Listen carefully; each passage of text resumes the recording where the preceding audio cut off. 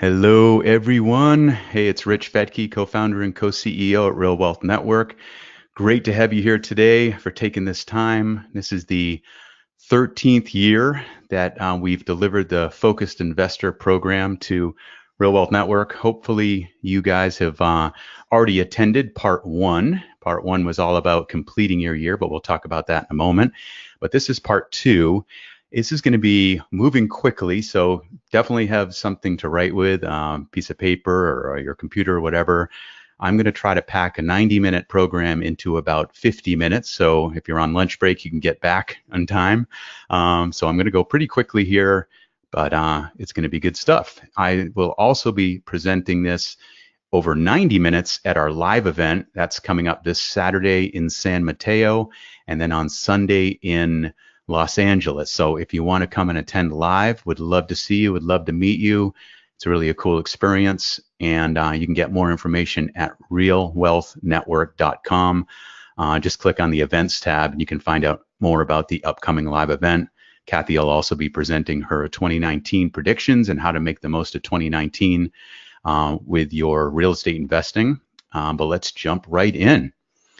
Go quickly through this. Who is Rich Fettke? I just said I'm the co-founder and co-CEO of Real Wealth Network, licensed real estate broker, active investor. Kathy and I have been investing since 1997 when we bought our first home that we turned into a multifamily.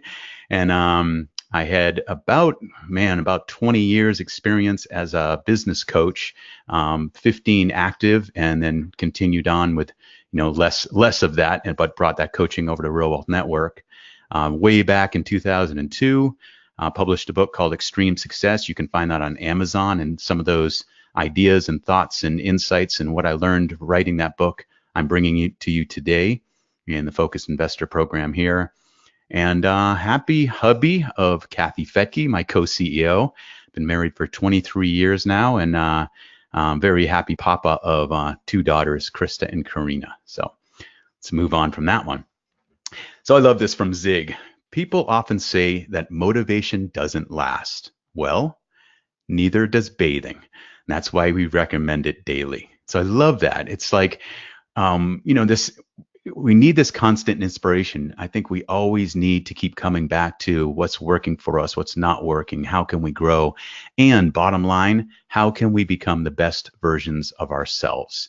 So this program's, yes, it's called the Focused Investor, and it's all about, moving forward in the right direction. And being a focused investor, it's funny, I was thinking about this yesterday. I've been studying personal development and business growth for over 30 years now. Makes me feel old, but I got, way back when my uncle bought me a book called The E-Myth back on one audio cassette. And that kind of set me on this thing of audiobooks and learning and growth. So 30 years now, studying all this, what I'm sharing today is what I think is the best of the best. Like the most important ideas, the strategies and principles that apply to all of us. So it doesn't matter who you are or what your dreams are, this applies. If you're an investor, this applies. If you are a student, this applies. And as a business coach and personal coach for over 20 years, it's given me this fascinating insight into what principles are non-negotiable. So these are the things, and meeting a lot of Real Wealth Network members who are successful and happy and moving in the right direction and becoming the best versions of themselves. They've applied these principles, the non-negotiable principles that work no matter who you are or what you're about.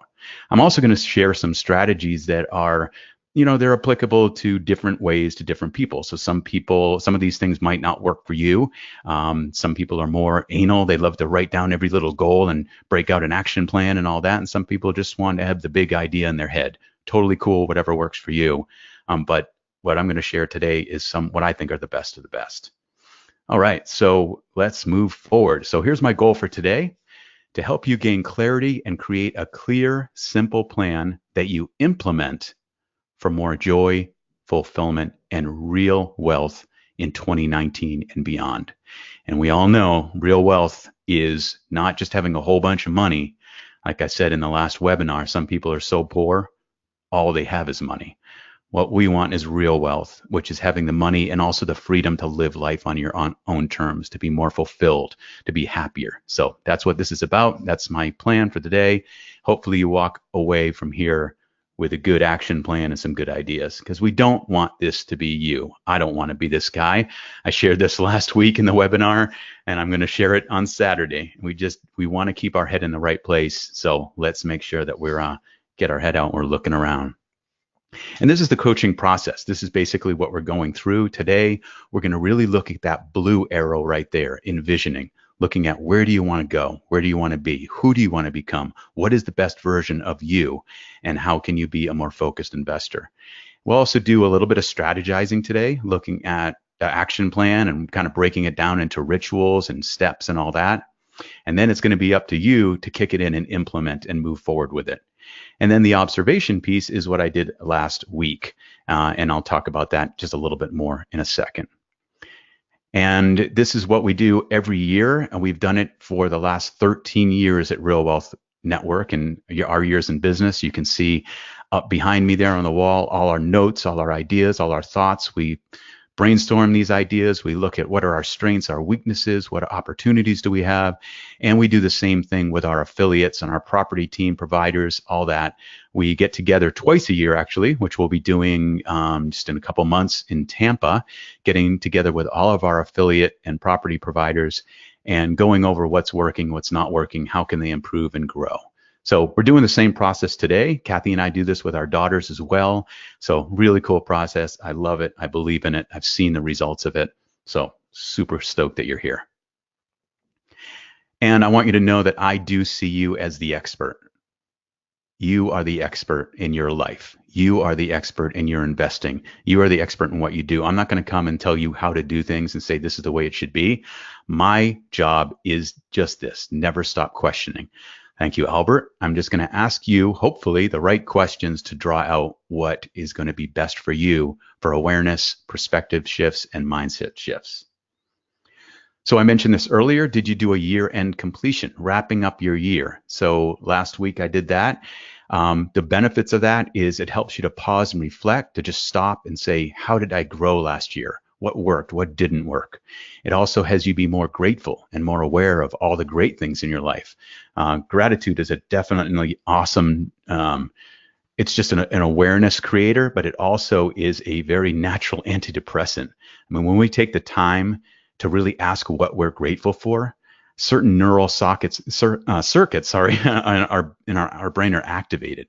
So the production of dopamine and serotonin increases, and what happens, these neurotransmitters, they travel these neural pathways and they travel over to this bliss center of our brain. So very similar to the mechanisms of like antidepressants, but it's a natural way to create happiness and joy, and it comes through gratitude and awareness. So lots of benefits to that. And you also learn how to become an even better version of yourself. Looking back at the year that just passed, you get to look at, how did you grow? What improved? How did you move in the right direction? What did you learn? All that stuff. Very important things to take a look at to carry forward into 2019. And so if you missed it, this webinar replay is available on realwealthnetwork.com. It's called The Focused Investor Part 1. And it is about 45 minutes, 45 minutes and 2 seconds, it says. So I would, if you haven't done it, definitely go back and do that to wrap up your 2018 and get all the lessons that you can carry forward. All right. So moving forward, we are in that envision piece now, in that blue arrow right there. This is about looking forward. And so let's talk about vision. Looking forward and having a clear vision is really just, you're looking to the future for your next steps today. So it's like, what should I do this week? What should I do this month? What should I do this quarter? What do I want this year? So you can come up with a game plan about what's next to get to where you really want. So here it is. Basically, a vision is simply a very clear picture of what you see for yourself in the future if everything turns out just right.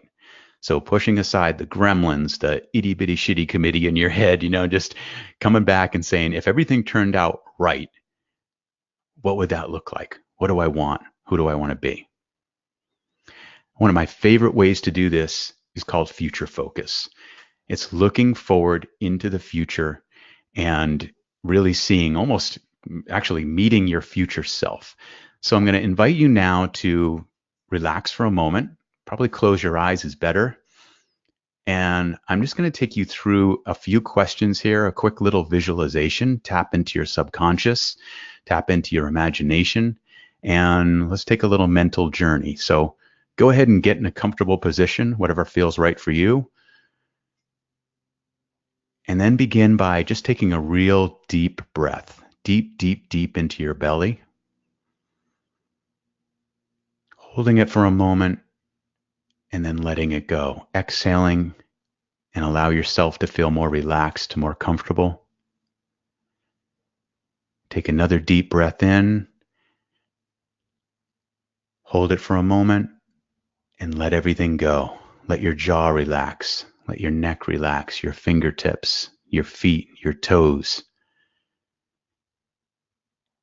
And as you become more relaxed and more comfortable, allow your breathing to be natural. And I want you to draw your attention to the place between your eyes, the spot between your eyes, your third eye. And imagine there's a light there. There's a light between your eyes, and notice the color of that light. And now imagine that colored light becoming a beam that extends from your head out, away from Earth, farther and farther away. Sorry about the background noise. Moving further and further out into space, further and further into space, going farther and farther out, seeing the world below you slowly get smaller and smaller.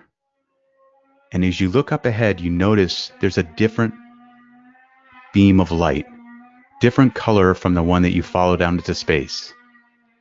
Notice the color of that beam and imagine following that beam back toward Earth. Following the beam down, moving further and further down the beam toward Earth. And you realize that this beam of light is taking you to Earth 10 years in your future. You're about to have the opportunity to visit your future 10 years from today. As you move down the beam, notice where the beam is landing. Notice where it's going. Coming down to the end of beam, landing on Earth, noticing where you are. And as you look up ahead, you notice a dwelling. And you realize this dwelling is the home of your future self. This is where you live 10 years from today. Look at this home, the home of your future self. Notice what it looks like. Notice if there are trees or flowers. Notice the color of this place. Make your way toward the front door of this home and do what you need to do to get someone to come to the door. And realize that on the other side of this door is your future self. It's you 10 years from today. As the door opens, notice this person, your future self. Notice the way your future self greets you, welcoming you into this time and place 10 years in your future. This is you 10 years in the future. Notice what your future self looks like. Notice what they're wearing. Get a sense of who this person is. And your future self invites you to come inside for a conversation. As you move inside this home, look around. See what you notice. Are there photographs? Get a sense of the type of person that lives here. And as you move in, following your future self, notice the way they move. Notice the way your future self walks. Get a sense of their energy. And you sit down to have a comfortable conversation with your future self. And there are questions that you would like to ask. But begin by asking this question. Future self, in the last 10 years, What stands out most in your memory? What stands out most in your memory in the last 10 years? And notice what your future self has to tell you.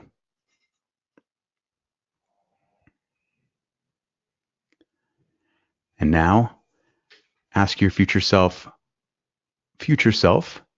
what do I need to do to get from where I am to where you are? What would be helpful for me to know to get to where you are? And listen to what your future self has to tell you.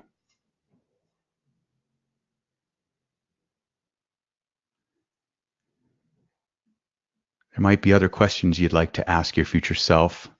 So go ahead and take some time now to ask your future self any other questions you might have.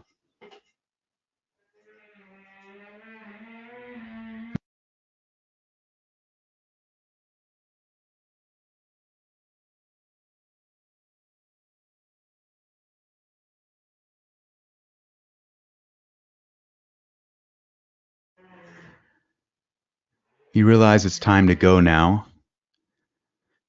So you make your way back to the front door of this home with your future self. And as you turn around to say goodbye to your future self, notice the way they return your farewell. Make your way back through the door and see that beam of light that took you into this future. Follow that beam of light back up toward Earth and back toward space, following it farther and farther out into space, going deeper and deeper into the darkness of space, and again seeing that beam of light that you first followed out into space, intersecting with the beam of light you're on. Follow that beam of light back toward Earth, moving down the beam, getting closer and closer to this big ball of blue and green with white clouds wisping around it, moving down through the clouds toward your state, toward your home or your work, or wherever you are, moving down the beam and realizing that you're back in the room, becoming more aware of your body, of your breathing, feeling your body, stretching out a little bit, taking a deep breath, and open your eyes when you're ready. All right, so that is a very abbreviated future focus exercise. I just love futures focus. Sorry about the background noise. We're getting some work done on our house here outside. They're actually installing a charger for our electric cars outside. So he's drilling through something. But anyway, roll with the punches. So anyway, future self is just such a powerful thing. What we're doing here is we're just tapping into our imagination of what we believe, what we see in the future if everything turns out just right. It's a way to get a clear vision and kind of almost like separate the, well, I couldn't do that, I can't be there or anything, kind of getting away from that and just allowing ourselves to be kids again, to dream big. And the cool thing about this is it taps in and allows us to see what we value, what's important to us. So I'm going to take you quickly through some of those questions that you ask your future self and some of the things you saw, just so you can jot it down here, because all of it is significant. So when you landed at that beam of light, write down where you landed, where you were. And if some of this wasn't clear, you didn't get it, no worries. You can always go back and do this again on your own. You can always watch this webinar replay and do it again. But write down what you saw if you saw something. And then also describe your future self's home. What did it look like? What did it feel like? What kind of person lives there? Jot those notes down. Often your future self's home is a reflection of how you see yourself in the future. All right. Then the next question, or the first question you asked your future self was, in the last 10 years, what stands out most in your memory? You asked your future self, in the last 10 years, what stands out most in your memory? So go ahead and write down what your future self had to tell you.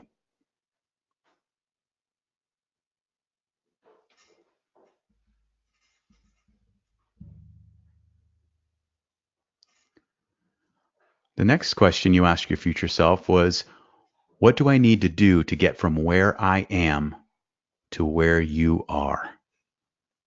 What do I need to do to get from where I am to where you are, future self? So go ahead and write down what your future self had to say about that. And again, tapping into your subconscious, finding out what you believe deep down you need to do now or this year to get from where you are to this future that you envisioned. And then you took a little time to ask your future self other things. What other things did you ask? What else did you ask? Did you get any advice? Did you ask for advice? Did you get any ideas? Go ahead and write those things down.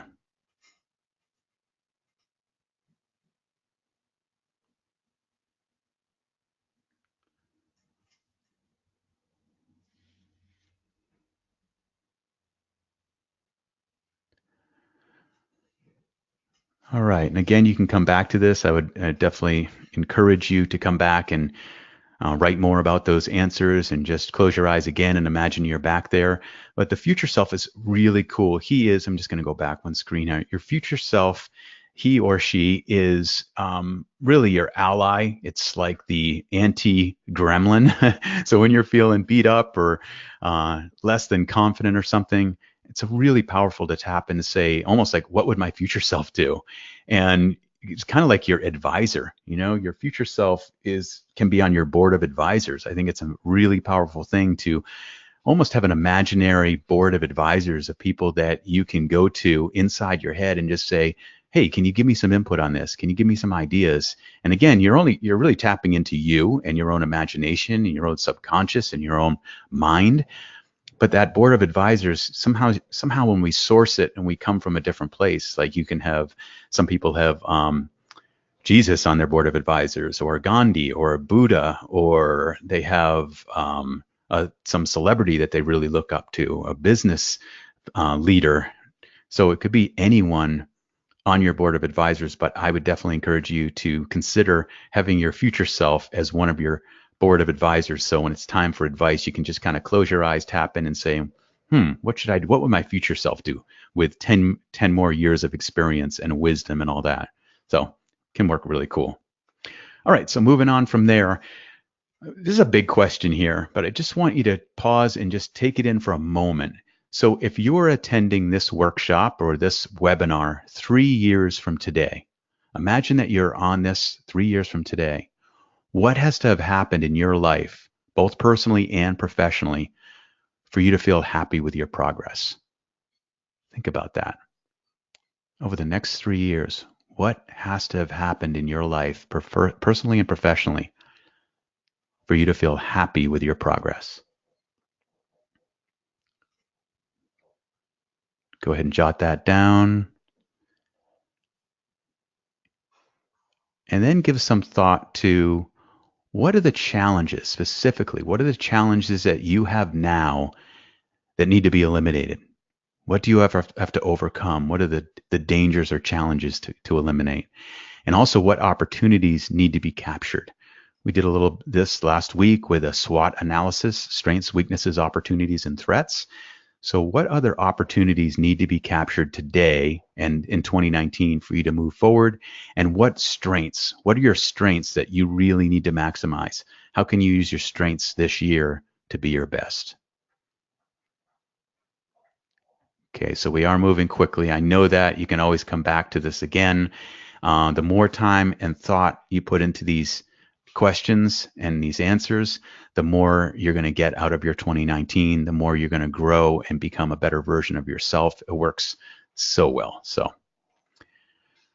all right. So what do you envision for 2019? Let's just pull it back. If your future self is out 10 years from now, give some thought right now to a year from now. At the end of 2019, when you're wrapping up the year, looking back, and you're thinking, what's this year about for me? Just think about it. Play a little mental movie in your head. So there's definitely a piece in here about happiness. I've mentioned it several times. So how do we get happier? Fulfillment and happiness, most of us want that. I think all of us want that. But Dr. Tal Ben-Shahar, he is a Harvard professor. He had the #1 most attended class at Harvard University for years and years. And it was a class on happiness. So that's what he studied. That's what he and his students researched and looked into. And he wrote this book called Happier based on that research. And what he says is to be happy, we need to identify and pursue goals that are both pleasurable and meaningful. So if you want more happiness, set some pleasurable and meaningful goals. And as you move toward those goals, it brings more and more happiness. We get that release of dopamine. So looking for a way to be happier, here's a way to do it. We are teleological beings. Telos from Greek, meaning that target. So we are beings that want to have a target. We want to have something that we're going after. And as we're going after and becoming better and becoming more self-actualized, it brings us more happiness. So this all ties into that. And I love what Tal Ben-Shahar says about the metaphor for this. He says it's like climbing a mountain. You don't want to just focus on the peak of the mountain. That's like, I only want to be at that goal. And because if you don't get there, you're not going to be happy. He said you also want to enjoy the process and the journey up the mountain. So looking at that, how can you have goals that are both pleasurable and meaningful? But not having a goal would mean you're just meandering around the base of the mountain, going up and down, and never really having that sense of accomplishment or something you're working towards. So love that. All right, so we did some envisioning there. Encourage you to definitely do some more on your own. Go back and visit your future self, or when you come to this Saturday event, we'll be going a little deeper with that. Now let's look about strategy, moving into strategy and moving toward what we want and turning the vision into an action plan and a way to move forward. So one way to do this, I love this tool. I also love highlining like this guy. So kind of balancing life and highlining, there's this constant correction. You're always very present, very in the moment, and looking at, sometimes there's little corrections, leaning a little left, leaning a little right. And sometimes there's big corrections, big throwing your arms way over your head on one side. One of my favorite tools for this, to really step back and look at our life for balance, is the life balance wheel. You can go ahead and write these categories down, try to sketch one up quick. I'm going to move through this quick, so I apologize, but you could always go to fettke.com and download this for free. You don't have to give me your email or anything like that. It's just fettke.com. If you go to fettke.com, you can download the life balance wheel. You'll see it there under, I think it's under tools and resources, something like that. But this is an extreme success, that book I mentioned earlier. Basically, what will you do with this life balance wheel? We don't have time to do it today and go through every wedge of this. We will do it at the live event because we'll have 90 minutes. But all you do is you go around and these 10 major areas of your life, just give it a rating based on how satisfied you are. So if it's a 0, it would be all the way down toward the middle of the wheel. If it's a 10, can't get any better, it would be all the way toward the top of the wheel. And so say finances is, you're pretty happy, it's like a 6. You would write a 6 right in that little finance pizza or pie slice, and then you would draw a line going across right about where 6 would be. And it just kind of gives you a visual representation as you move through this whole life balance wheel.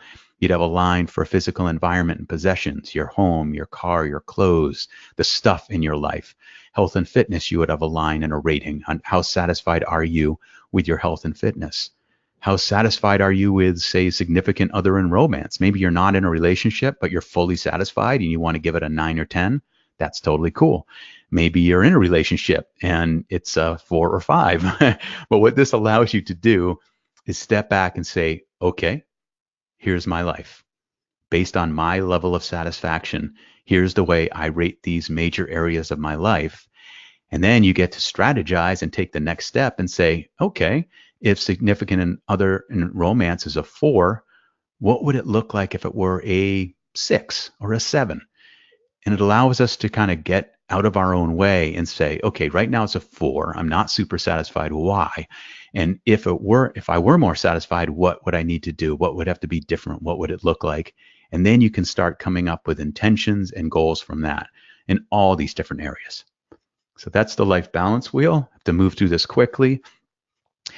Now let's look at the big picture. We do this every year. So it's creating a theme for your year. So what do you want the theme to be for your life in 2019? What do you want the theme to be as a focused investor, as a better person, as someone who's getting better and improving? What do you want the theme to be? So if they were to make a movie about your life this year, and you could write the movie now and say, this is the way I want the movie to come out, this is what I want it to look like, what would the title of that movie be? It's another way to look at it. In the book, One Word That Will Change Your Life, these three authors speak about having a theme. They say a theme creates simplicity, clarity, and life change. It transforms not only what you do, but who you can become and who you become. So this is the thing about a theme. Having this theme for the year, super, super powerful. My theme for 2018 was gratefulness. So it was constantly top of mind, being grateful for all that I have, being grateful for the people in my life, expressing gratitude, letting people know what I'm grateful for. And it was transformational. Like they said here, transforms not only what you do, but who you become. So whatever the theme is for you, I hope you got that written down and have that be the theme for your 2019. I know my daughter just told me her theme is going to be balance. We were playing on the Slack line yesterday, and she said balance is my theme for 2019. And she said balance not only in my schoolwork and all that I do, but also balance when it comes to physical activity. And she's continuing to learn surfing and improve her slacklining and skiing. So it carries over. So this is a good example from Krista. And then let's take a look at how you want to grow as a person. Again, I say that the meeting so many investors over the years, the 42,000 members of Real Wealth Network, I haven't met them all, but have met many of you. And the people who've come up to me and say they've done the focused investor year after year and what they got from it, I just love that. So thank you for coming up to me and sharing what it's done for you and what you've done with this knowledge. But I noticed that the people who really take these things on, like developing a personal quality or setting up a few rituals, which we'll talk about in a second, it's really amazing the impact and the power that can have. So what about you? For 2019, what's the one most important personal quality that you most want to develop in 2019? What's the most important thing? So you can see down the bottom, it could be courage. Maybe you want to work on your authenticity, being very authentic and real. One year, I took on the challenge of living with 100% integrity in all that I said and all that I did. That was a transformational year. It was many years ago, but it had an impact on me even to this day, because you get to really notice about, oh, how can I be a little slippery here, or can I be in 100% integrity? Maybe it's kindness or boldness, self-discipline, having grace under pressure, bringing more humor. So choose one and have that be your focus. And you want to remind yourself of this constantly. So I'll talk about that in a little bit, how to have that, how to remind yourself of this personal quality on a weekly basis. And then moving quickly ahead here, what are your big three? Big three. What do I mean by that? So as you move from 2018 into 2019, it's setting three main intentions for your year. What are your big three targets, your big three goals? And the reason only three is because I don't care. You can have 1,000 goals. Totally cool. Just get them out of your head and onto paper, putting in some type of holding system so you don't forget them, or at least you can say, okay, I know I've got them written down. I can look at them whenever I want. But the rule of three, those are the biggies, the three big ones that rise to the top that are most important for you this year, where if you accomplish these three big goals, it would be just a real kick-ass year, just a great 2019. The reason why is because the human brain can really only effectively hold on to three major thoughts. After that, the sequencing, because of the numbers and the arrangement, when you add four, it basically turns into a whole bunch more things to try to sequence. That's why a lot of area codes are in this 3 digits, and kids' stories have 3 characters almost always. So the rule of 3 is basically, so if I woke you up in the middle of the night and I said, hey, wake up, wake up. What are your 3? What are your big 3 for the year? And you're like, oh, my 3 goals for this year, this, and this. You would know it even coming out of a deep sleep. The cool thing about that is it activates the reticular activating system. And I mentioned this last week's webinar. Reticular activating system is that part of the brain that filters out and filters things to only focus and look for what is important to you. It's built into our brainstem. It's why you can walk into a crowded room and everyone's talking. All of a sudden, someone says your name and you hear your name over everything. That's your reticular activating system. So having the big 3 goals always present, always in your mind, no matter how tired you are or what you're doing. What happens is you activate that reticular activating system. When all of a sudden there's an opportunity or something that can help you move toward that goal, when it pops up in front of you, your antennas are extended. You see it and you're like, oh, wow, that fits toward one of my big three. That can help. This person can help me move ahead. This connection, this goal, this idea can help me move ahead. So that's the rule of three. And that's why I think it's great to only have your big three for the year memorized and repeated on a regular basis. All your other goals, you can get them just in a list or however you want to hold them. Gary Keller, who founded Keller Williams Realty, he's the author of this book, The One Thing. And Keller Williams is the largest real estate company in the world by agent count. So Gary's definitely doing something right. Kathy actually used to have her license under Keller Williams, and she said that their training programs are amazing. They're constantly training and improving and doing a lot of this type of thing with their agents over there to help them grow and improve. But look what Gary says. When everything feels urgent and important, everything seems equal. When we become active and busy, but this doesn't actually move us and closer to success. Activity is often unrelated to productivity, and busyness rarely takes care of business. So I love that. That's coming back to your big three. When everything feels urgent, important, everything seems equal. We just keep jumping around. But when you got your big three, you can start your day, you can start your week, whatever you're looking at, and say, what are my big three for this week? What are my big three for today? And it keeps you it helps you prioritize. And this is the way it works. So you set your big three annual goals. You say, what are my big three for this year? Each quarter, every 3 months, you step back and say, okay, of those big three annual goals for the first one, what do I want to have happen this quarter? What's going to move me ahead this quarter toward goal number one? And what's going to move me toward goal number two? You do the same thing each month.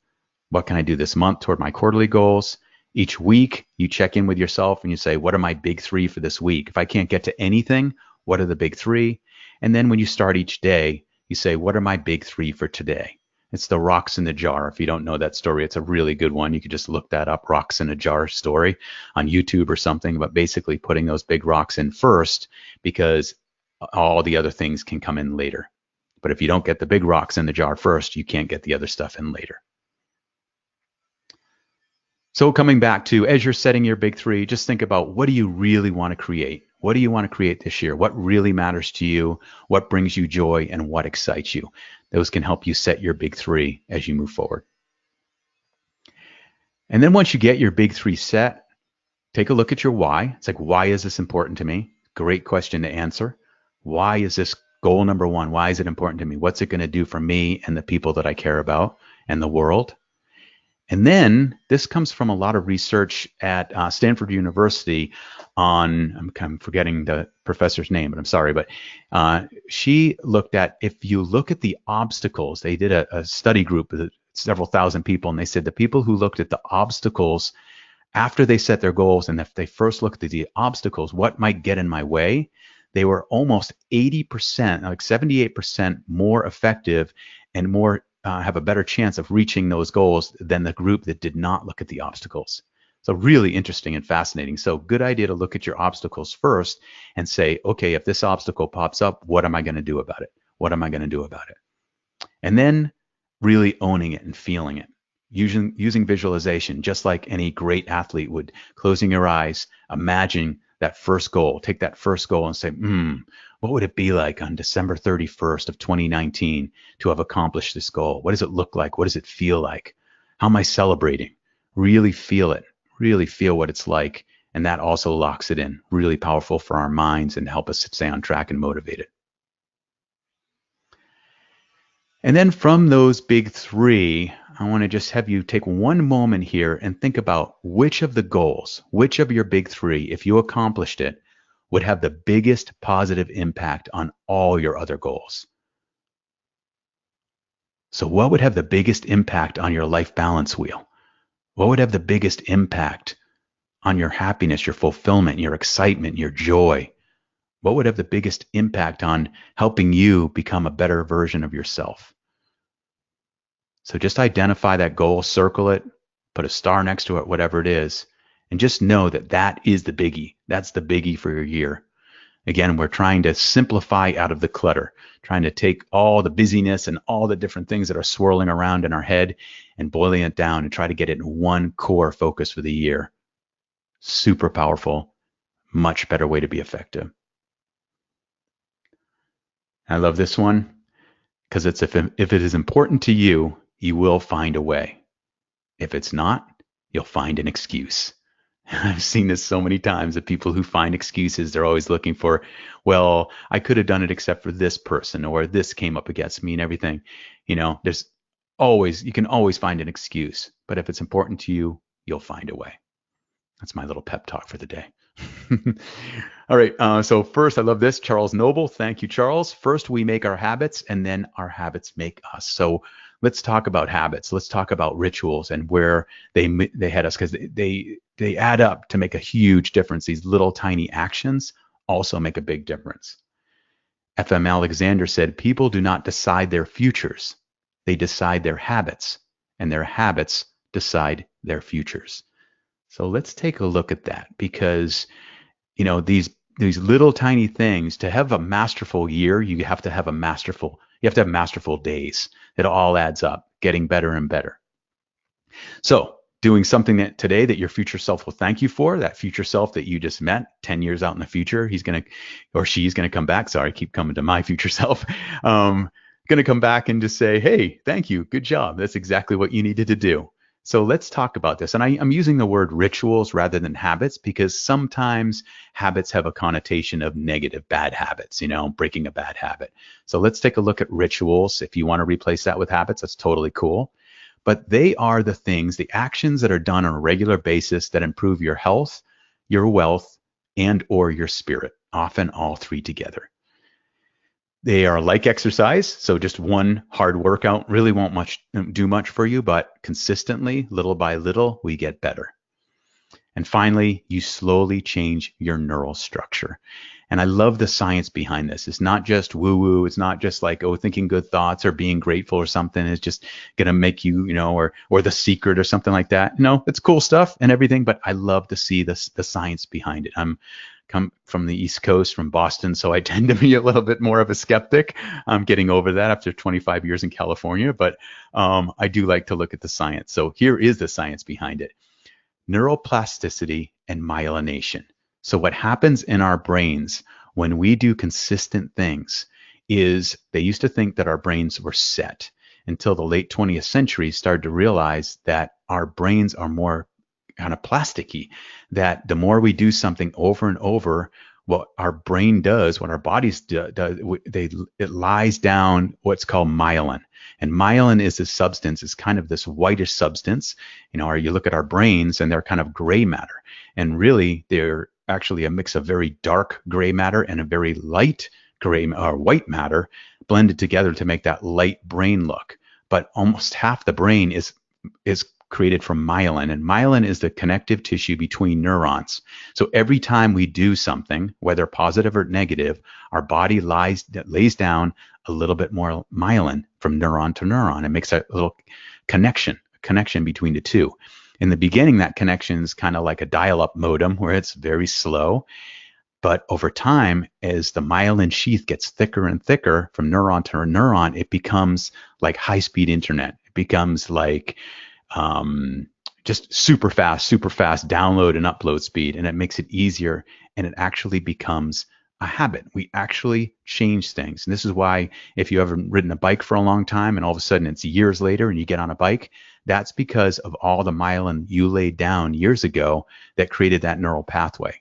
And it works with everything, works with every habit. And so deliberate practice, there's a lot of research in that. If you just Google deliberate practice, or look it up on YouTube, you can learn a lot more about it. But it's doing the same thing over and over, and all of a sudden it starts to become better and better, or worse and worse if you're doing the same thing over and over that's not serving you. So Kelly McGonigal, PhD, she's an instructor at Stanford University on the science of willpower. She studied willpower with her students, and this book is really phenomenal. I highly recommend it. But here's a little excerpt from it. Kelly says, studies have found that committing to any small, consistent act of self-control, improving your posture, squeezing a hand grip every day to exhaustion, cutting back on sweets, and keeping track of your spending can increase overall willpower. How cool is that? While these small self-control exercises may seem inconsequential, they appear to improve the willpower challenges we care about most, including focusing at work, taking good care of our health, resisting temptation, and feeling more in control of our emotions. So this all comes back to, I truly believe this comes down to myelination and neuroplasticity.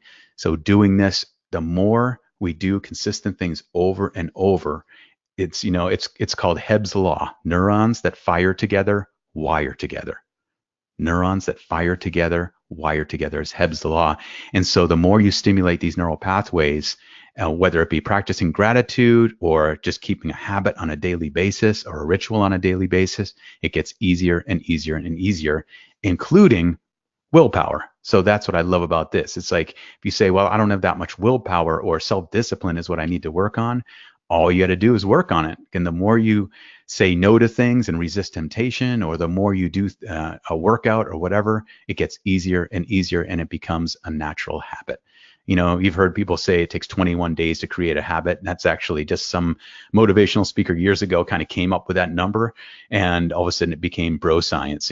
People think, well, it's pseudoscience. This is the way it is, but it can take a week to create a habit, or it can take 6 months or a year to create a habit. It all depends on how hard the habit is and how much you do it consistently over and over. But this is the way it works behind the scenes in our brains. All right, so moving forward with that, when we're looking at look at this, 491,500 crunches, 38,000 push-ups, 23,000 burpees. That's a lot. I would not want to do that in one day. I wouldn't want to do that in a year, but I would want to do that over many years. And that is exactly what happened with me. I had a friend, Hans Floring. He's a amazing rock climber. His book On the Nose, you can get that. It's a really cool book about his, as he calls it, a lifelong obsession with Yosemite's most iconic climb. But Hans and I've done much climbing together and good friends. Hans challenged me one day. He's got this really wild drive about measuring things, tracking things, and being the best version of himself. He's a very motivating and motivated guy. And so he came up to me one day. He said, "Hey, I got a good challenge for us. What do you think about doing 100 crunches every day for 100 days in a row?" And I was like, "Awesome. That's a great idea. I'll do it with you." We hold each other accountable and everything. And at the end of the 100 days, we're like, "That was awesome. Loved it." He's like, "Want to keep it going?" I said, "Of course." So we kept it going. Let's do it for a year. We did it for a year and then started to add into it. And that was back in August 2005 when I started that. And now Hans is still doing the challenge with me. We check in on a regular basis about how's it going with your thing. If you missed 100 crunches, you have to do 200 the next day to make them up. So it's like a little extra inspiration to get them in for the day. But this is what it added up to since 2005 was 491,500 crunches. So without that challenge, without that daily ritual, there's no way I would have done all those crunches. So they're little things, but they add up to a big, big difference. And then it was in 2008 when I added doing 10 push-ups a day. And then in 2012, I added doing 10 burpees a day. So still consistently every day. This is as one of my friends calls it, my ritual, RICH, as Rich does it on a regular basis. I'm a little bit obsessed with it, but it does add up to some great things, and it's pretty easy, and it feels great to get it done first thing in the morning. So maybe you can get some inspiration from that for something that you might want to do on a regular basis, whatever that might be for you.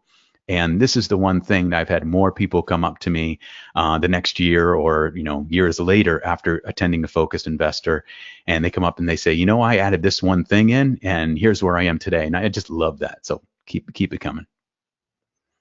So Brian Tracy, amazing speaker and researcher on productivity and sales and personal development. Here's what he says: good habits are hard to develop, but easy to live with. Bad habits are easy to develop, but hard to live with. The habits that you have and the habits that have you will determine almost everything you achieve or fail to achieve. So that is actually really powerful. It's so true. It's the habits that we have, good or bad, that are going to take us down the direction, toward the direction, either up toward our future self or down to a place we don't want to go. So what about you?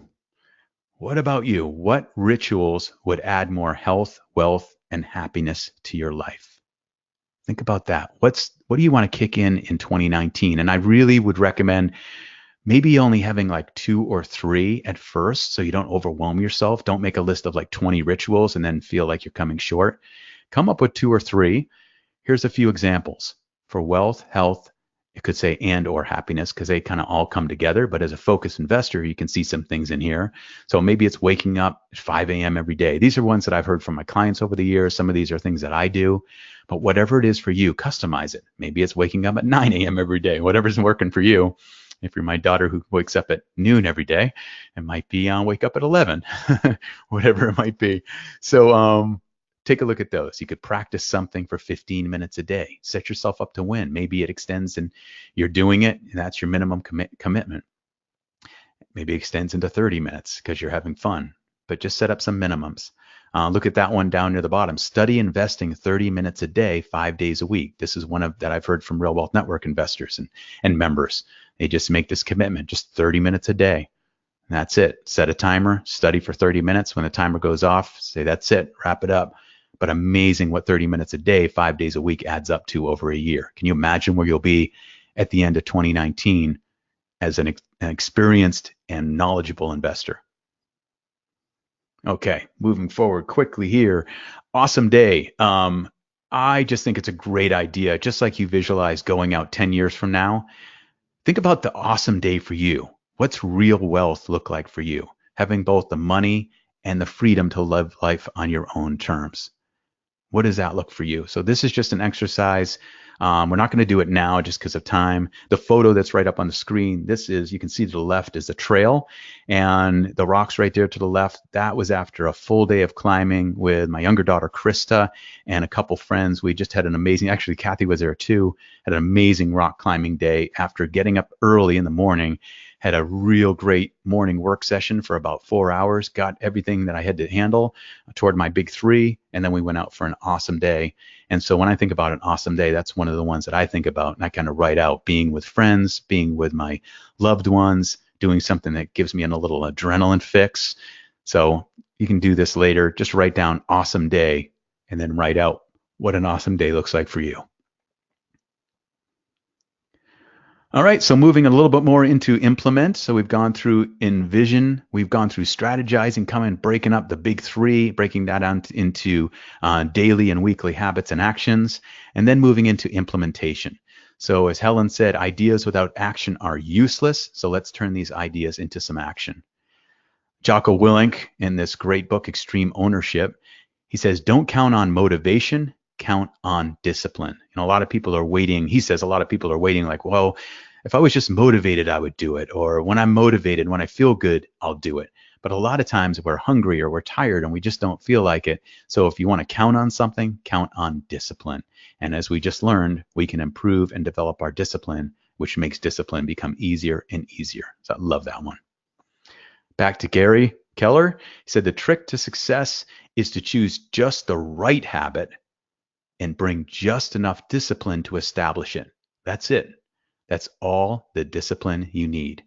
So getting clear on what's just the right habit for you as a focused investor, as a person, as a human. What is just the right habit, or what are just the right rituals for you? And what's the most important one that you're going to focus on in 2019? And so I mentioned about, tracking this and doing it on a regular basis. So this is just a little snapshot of mine, getting a little vulnerable here and showing the way I anally track my stuff. Some people like to do it digitally. They can use something like this Today Habit Tracker for your Apple Watch, your iPhone, or your Android. You go in there and use a habit tracker. I use just a little printout. I print out at the beginning of each week on a Monday. And it's just like going back to kindergarten, giving myself stars. If I do it, I put a check mark. If I don't do it, I put an X through the box. And at the end, that little line, I put how many I did. So I might say yoga might look like that, 7/7. I did it every day. Maybe I missed a day of flossing. It's funny that I have to put that, but it definitely helps me floss every day just because I want to check the box. So that would be missed one day to have 6/7. So you get the idea. Uh, Either way, I would highly recommend having something where you can track those habits. Some of my friends, they have a printout and they put it up on their bulletin board in their kitchen so that each day they are going through and checking things off, and it's right up there in their kitchen for all to see and for them to see. So that's a powerful thing. And then I'd highly recommend doing some type of weekly check-in with yourself. I call it my self-coaching forum. When I work with a coach, it's just my coaching form, and I'm sending it over to my coach each week. Sometimes I'll go through a period of a few months where I'm not working with a coach, and I'll be moving to a new coach just to kind of mix things up, and I'll be coaching myself. So basically, it's this simple. It's just sitting down Monday morning or Sunday night and saying, how did my week go? And I'll just write a couple sentences. How did my week go? Just for a journaling, just kind of like a diary, helps me capture that. I also list what are my successes and wins this week. Highly recommend that. Again, it's that gratitude piece. You're going to get more dopamine. You're going to feel more stoked. You're going to really look back instead of always looking at the future or looking at the gap of where we're not. It's looking back and looking at how we've grown. So listing successes and wins each week, super powerful. And then results of your big three. So writing down, how did I do with my big three from last week? You'll see at the bottom, it says, what are my big three for this week? So you write down, if I only get to 3 major things this week, only 3 things, what really needs to happen over the next 7 days that's going to help me move toward my big 3 for the month, for the quarter, for the year. And then you get to the end of the year and you're like, oh my, I hit my big 3. I did them all. I came in 100%. It's because you do this on a regular basis. New Year's resolutions don't work unless you come up with a system to remind yourself of them on a consistent, regular basis.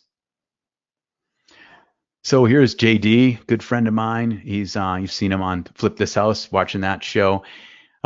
We've been working for years now, and this is from several years ago, but he said, getting my real estate broker's license had been a goal of mine for over 10 years. When I started to work with Rich as my coach, we devised an action plan with an outcome in mind. We set a goal for when I'd take my state board exam. From there, we designed a simple monthly, weekly, and daily action plan with rituals based on my work schedule and what I needed to study. So it's awesome. He just followed all this whole process. And look at that. Today, I'm grateful to be a licensed California real estate broker. So it was, look at that. For 10 years, that was an elusive goal. And then when he broke it down and came up with this game plan and came up with a simple monthly, weekly, and daily action plan, it ended up happening. So really cool stuff. I'm going to rifle through these and we're almost done here. So some tips and tools that can help you as a focused investor and develop yourself. Love these. Getting Things Done. Great book I've got a lot from that about organizing, lowering the overload and overwhelm, and keeping on track. 4-Hour Workweek by Tim Ferriss is a total mindset shifter. Great one for completely transforming how you think about life and goals and your lifestyle. And then that awesome book, Extreme Success, is the one I mentioned earlier that I wrote way back in 2002. But if you're digging this, then you'll dig what's inside Extreme Success.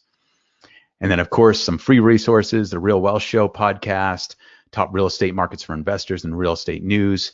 Those two from Kathy. That's from the beginning of Real Wealth Network. We've had the Real Wealth Show, over 100,000 downloads every month and growing, and always in the top 5 on iTunes consistently for real estate investors. So if you're not aware of those, you probably are.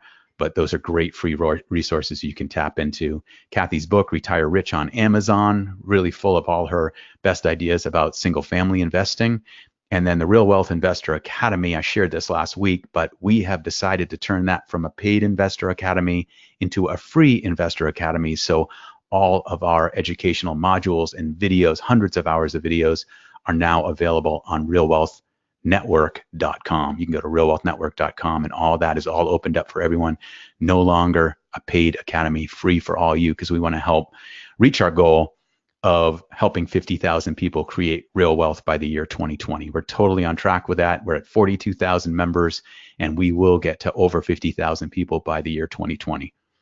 Yahoo. And I'm going to have to rifle through this, but these are some of the apps I love. Wunderlist, Evernote, Basecamp, great for tracking your investments and everything. Whole Life Challenge is good for fitness and being on track. Pomodoro timer, sorry, I don't have to go into that right now. And then finally, optimize.me. Highly recommend this. Check out optimize.me. Brian Johnson takes the best business books and personal development books of all time, boils them down into a 4-page PDF and a 20-minute audio. So it's really can condense these books and you can listen to them and learn from them and say, wow, okay, I really like that. I'm going to get the full book. So optimize.me. All right, so we've been through the whole process. I hope you guys can see you this weekend, Saturday, in San Francisco area at San Mateo, or in Los Angeles near LAX. Go to realwealthnetwork.com, and I wish you the best in 2019 and beyond. Thanks for being here.